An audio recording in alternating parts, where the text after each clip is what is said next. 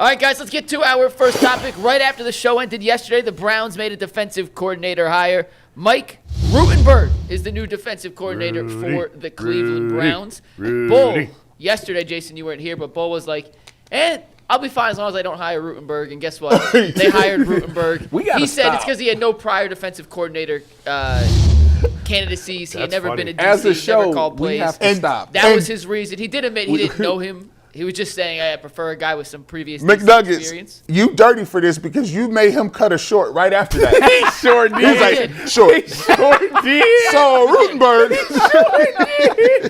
So, later in the show, we have D. Orlando Ledbetter from the Atlanta Journal-Constitution, who covered Rutenberg and the Falcons last year. He'll give us some more insight into the kind of coach the Browns are getting. He's going to join us at 12:30. But Jason, Tyvis, G, and Ty, I'll start with you on this one. What do you make of the hire, Mike Rutenberg getting his first chance to call a defense and run a defense here with the Cleveland Browns? Well, do you like it? First of all, as a show, we're going to stop this. This is our last pick because every time y'all say that, that's who they go with. Every time. Yeah. It's been Todd Monken, Mason Graham, this dude. Just stop saying that, okay, because that's who it's going to be.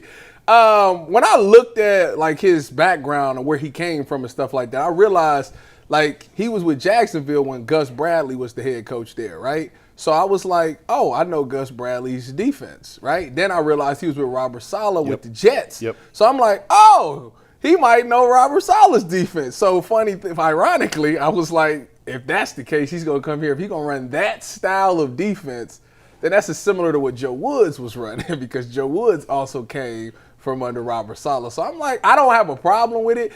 I was looking at some of the background. He's very good with safety. His safeties is played really, really well. And it made me think about the Caleb Downs at 6 thing, too. I was like, oh, okay, that may be. But, yeah, I know, right? Don't look at me like that. It's a possibility. We'll talk about that next. Oh, my Lord. It's a possibility. Jesus. I just said it's a possibility. But I love the fact that he has an aggressive defense. His secondary plays really well. He's very exceptional when it comes to just talking about getting guys to communicate in that secondary. I love that. And I feel like now that Jim Schwartz has come in and Miles has broken this record with this wide 9 thing, I feel like as a new defensive coordinator, you have to cater to that a little bit. Like, I just don't think you can get away from something that a guy just broke the record to. So I was looking at the Falcons, like how they lined up last year. I know he wasn't the defensive coordinator, but they had a stand-up DN, and then the other guy had his hand in the ground. I don't anticipate Miles ever being a stand-up DN. Miles does what he wants.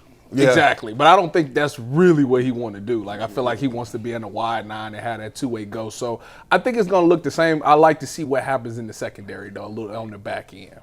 So I got this, me and Mikey's buddy. See, I sound like bull now. One of my buddies. Halim hit me up. He said, yo. Shout out to Halim. What up, Halim? He said, yo, G. Bush, he sent me this. Daniel Afusi retweeted this from Blake Williams. And he says the wide 9 attack defense in the NFL, he talks about Jim Washburn did it 28 years ago in Tennessee. And then he talks about that the Pete Carroll tree where they were running the wide 9 attack with the Legion of Boom and match cover 3 and one behind it. I was like, okay, Tyvis, you know what you were talking about. Come on now. And then he said he spent his whole career in the system and various evolutions. With the coverage, they decided to play behind the front with the frequency and mix. But he went on to say he's very smart, hardworking.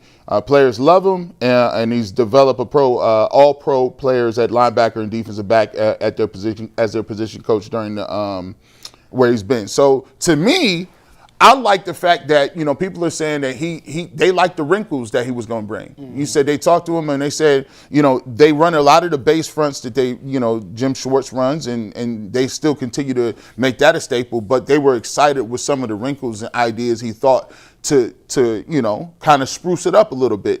Now, to be truthful, some of the things that were issues with the wide, and I would say issues, is they are susceptible to runs. They could get gashed in the run game. We've seen that. We've seen that they get gashed with misdirection and jet motions and quick things like that. So, it's good, it's successful. They got the pieces and parts, but there are ways to attack it. And we saw when the Browns struggled defensively, you would see those things happen with running directly at him, running directly at Mason Graham, using Myles Garrett in the wide 9 attack to get upfield and going underneath and sideline to sideline stuff. So I'd be interested to see what wrinkles he's going to bring, because I do think, whatever the case may be, he has to come with something where he could add something to it. You can't just run the same thing. You got to be able to evolve a little bit. I don't think he's going to run the same thing. I think, if anything, it might go a little bit more towards what Joe Woods was running. But I was thinking about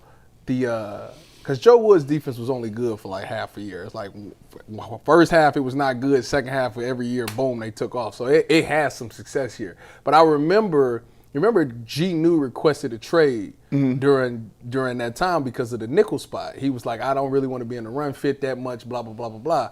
And I got to thinking about, yesterday I sent y'all the clip where he was doing the breakdown of the nickel and how it's one of the most important things. And I started thinking about the Browns roster, and I'm like, that's Miles Harden, I believe, that's playing nickel. Is Miles Harden going to be one of the more key pieces in the secondary? And I just don't – he didn't jump off the page to me like that. What Rudy – and they call him Rudy. I'm calling him Rudy. Yeah, that's his I agree with you. What he described, I did not picture Miles Harden. That's what I said. Yeah. I said the same thing. I'm like, that don't really – Do they have somebody – because he said this dude's in the run fit, which is back when I was in that system – with Robert Saleh and I was in Seattle, the nickel always was a part of the run fit. So when G. New came out and said that, I laughed because I said, oh, well, you ain't you in the wrong spot because you definitely in the fit. Yeah. And I don't think I don't look at Miles Harden as a guy that's consistently wanting to be in there. And don't get me wrong, it's not like they make all the plays in the world, but that B gap, it's So yours. I don't want to derail this, but in this scheme, is it better to have a safety or a corner be the nickel? Every time I've done it, it's always been a corner-like body. But it's been like one of them small guys that's physical. But if you're trying to stop the run, wouldn't that you're be going to more have to put a safety safety down there, yeah. You'd want So more safety. if one thing Last year, I feel like they did that when they put Rashawn Jenkins in the game. They put that, it was like a 3 safety look. is And then I think even with the one guy who retired, Rodney McLeod, they did the 3 safety thing. So they what done it about before. Martin Emerson? He's an outside guy. Tyson Campbell, he's outside. an outside And guy. Denzel, you not putting him in there because he Nowhere. one concussion away. Martin Emerson's out of a job. He's not supplanting Tyson Campbell. Oh no. So Their best bet would be to try to convince Tyson to go into the slide, which I mean, but he's been paid, so it's like he could do it. Is he a good tackler? I was pleasantly surprised with how well he played last year. Why would you want to mess with that? He also has a bit of an injury history. I wouldn't. I would look. I mean, because if Martin Emerson comes back from the Achilles, right, and he looks like rookie Martin Emerson, where he was putting up really good numbers, you want to have your 3 best DBs on the field. Yeah. For coverage reasons. Yeah. And if one of them, it ain't going to be Denzel. It's not gonna that's not happening. It's not happening. It's not going to be happening. Denzel. So either Emerson or Tyson, if they can show the ability to be able to be in the run fits or at least set the edge on the defense.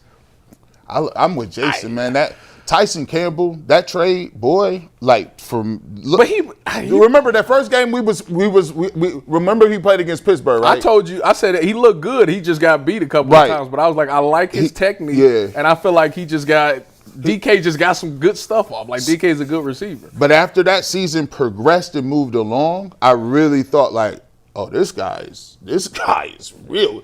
And they end up eventually cutting Greg Newsome, right? Or not releasing him, or not, he's not. No, they're not re-signing him. They're not re-signing him. He got benched, and I don't think they re-signing him. I mean, it's just it is definitely a situation where, to me, I really think that I'm gonna ask y'all this question too. How much of this? A 2-part question, even though you're not supposed to do that in the industry. We do whatever we want out Tarver, here. And just walked across the back of the set. yeah, Tarver Tarver He is. should walk out. He should shake everybody's hand, tell them goodbye, pack his stuff, and walk out. Do you think? Don't amp him up. What? He didn't Stop get the with that. job. What? Is Tarver? Have we heard anything about whether or not Tarver is going to stick around as a linebacker coach? I would imagine so. Yes. It's too late in the game to really be running. He can't pull a Jim Schwartz He ain't made no money. Yeah. What's he made in his career that he can do that? So if he had Jim Schwartz, buddy, you would tell him to do I wouldn't that? even. No, I wouldn't even do that. I think. Where's Bull at? I think there's more to the Schwartz story than has been out there. Okay. Meets the eye. You've been digging. I don't know. I don't want to say anymore because I don't know nah. what's true and what's not. I don't know yet what's true and what's not. So I don't want to say. Okay. But regardless, Jason Tarver ain't made Jim Schwartz money. He never been a head coach. Man. Jim Schwartz got the head coach money. Yeah. And multiple year coordinator money. Yeah, and he old too, and he got that pension. He good, like so. Yeah, he's not gonna make that move. So that's the first question. We believe that Tarver will be around. Yeah, I feel like there was a lot of him and who's the other guy that interviewed the safeties coach? I think Ephraim. Banda. Yeah, he's not going anywhere. Yeah, I think They ain't them going two anywhere. was like locked. So this Usually, when you interview for a job, it's not you walk off if you don't get it. Oh, Usually. okay. and this, Where's Bull at? Because Bull was all, I'm with Jim Schwartz on this one and all blah blah blah blah. and do you think? And I said this. Real quick, I don't think Bull is on that side in this particular instance, Tyvis, for what it's worth. He didn't really care like that. Yeah, like I feel like Tarver. He's a position coach. Yeah, he Yeah, don't care. He don't care like because that. Bully mentioned this. It's the same Bull mentioned it thing. yesterday. No, It's he different, though. he felt like he It's deserved to get the job, and they passed over him for another guy. But yeah, he gonna stick around. What's the difference between that and Schwartz? Pecking order. I think it's a significant difference. Pecking order. So It's not. So okay, In like the grand scheme of things. so if you, I think that if you are, let me be honest with you, it's late in the game. You got a job. You already got the job. You got some money in your pocket. You quit. Where are you going at this point? I think he's just like, no, I'm good. I got the. Especially as position coach. Yeah, I mean, so who still has to fill out like Atlanta have to fill out I'm sorry. No. Vegas. Vegas will have to fill out. They're hired. Yesterday, when the Browns hired Rutenberg, was the 14th and final defensive coordinator job open. So there are, I'm talking position coach. Position coaches. There are. Yeah, they'll have to fill out those. If Tarver were to walk off, which there's just not many open at this right. point. Like Exactly. the Vegas has to fill out its staff, right? And beyond that, I would assume, but everyone else, like I said, 14 new DCs this summer. This was the 14th that's hire. crazy. And 14. That's almost half the league. 21 offensive coordinator changes, by the way. 21. And I like the fact that Todd Monken hired his own people, because when you want to go to war, I made the analogy, when you want to go to war, you want to get your people together and you trying to start a season, bro. You want people that's going to be loyal to you. Like he gave Rudy an opportunity. He hadn't called plays and been nowhere. So now he's going to come in there and he's going to be like, I'm thankful that Todd Monken gave me the opportunity to do it. I think sometimes, you may see a name that you want, but I do think that there is an importance to having your own people that you brought in, that know you, that is going to be loyal to what you want to run. So it ain't going to be if the defense start off shaky, all of a sudden you got guys whispering. Yeah, we want everything to be black and white, right? Right and wrong, correct and incorrect. And there's so much gray area and nuance and stuff like this, because I agree. Like, I didn't like the idea. I thought that there was too much risk for a power struggle between Jim and Todd, and we've seen that in Bria time and time and time again. However, obviously Jim Schwartz is really freaking good at what he does. Yes. So it's hard to at least for me, it's hard to separate that. Do you want him back or not? Well, yeah, you want him back because of his defensive mind and because his proven track record. He's terrific at what he does, but at the same time, I know what the reputation is, and I know what I've been told all offseason about. Jim can be tough to play with in the sandbox at times. Yeah. And when you've got a first-time coach like this, they might be better off with it going this way, but I don't want to be one of those guys that dismisses Jim's importance, because I think he was critically important. It's just sort of messy. There's no clear resolution to this, one way or the other, that is the perfect outcome. The 3 finalists for the DC job, was all 3 of them not call them defensive plays before? Because Houston's was what? Who was the guy from Houston? I don't think he called play. So Undlin. D'Amico calls plays, doesn't he? Yeah, D'Amico calls defensive So none of them called plays, no matter what, what decision. Undlin did when he was in Detroit, and Tarver did when he was the DC at previous stops. So they had called plays in the past. Rutenberg's the one who hadn't had a track record of calling plays in his resume. Okay. Maybe it's just like for me, like what Jason was saying. You know how to be. Sometimes relationships run their course. Like sometimes like it's just not. There's not a hard issue, and it's not like I don't like you. I don't respect Jim Schwartz. It's like sometimes you can be in a relationship and you say, "Hey, man, we had a great time. We both poured into one another. We both edified. We both put our energy into the relationship. We both grew." Sometimes the relationship just has to go a certain way. Jim Schwartz at one point wanted to be the coach. He put his flag in his hand, said, "This is what I want to do." And the Browns like, "Okay, well, we see us going another place. We would love to keep you where you are."